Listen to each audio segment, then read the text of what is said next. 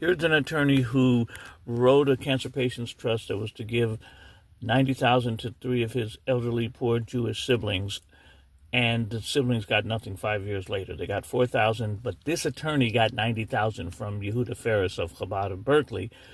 And here, there was a trial date last August, but there was no attorney. The three poor siblings brought a case before the probate court without an attorney. Then the probate judge wouldn't allow them to get an extension for an attorney. Then they finally found an attorney, and the lawyer sabotaged it by breaching a solicitation of attorney-client privilege. In other words, when you or I consult with an attorney about that attorney possibly representing us, that's attorney-client privilege. They're not allowed to discuss that. But what did the attorney for the Chabad, Yehuda Ferris, who never paid the three siblings their $90,000 plus 10% interest 5 years later, and sold the property for $80,000, even though it was worth $1 million, 1810 Grant Street? Anyhow, so here, let's read. It says, opposition to ex parte, declaration of William Rogers in response to ex parte petition for extension of time, because they want to get a lawyer to before the trial. This was August of 2022. He says, I'm an attorney in good standing to practice. I am the attorney for Rabbi Yehuda Ferris, trustee of the subject trust. On July 26, 2024, Mr. So-and-so filed an ex parte for extension of time.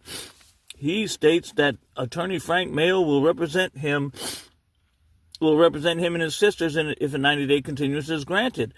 On July 27th, I approximately 1:15, I called and spoke to attorney Mayo. He told me he had decided he will not be representing anyone in the case. I declare under penalty of perjury.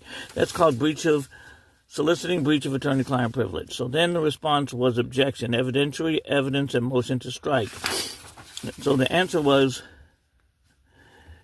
Exhibit A, which is William Rogers' opposition is extension of time, declares, Mr. Mayo told me he will not be representing anyone. This statement is hearsay and should be stricken. The asserted out-of-court statement is excluded hearsay and should be struck and not considered in deciding the ex parte statement.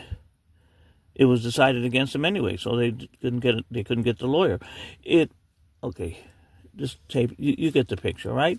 Guy is breaching attorney-client privilege, soliciting breach of attorney-client privilege, because he was scared that he might have to represent the trustee who stole everything with an attorney. So the case was postponed.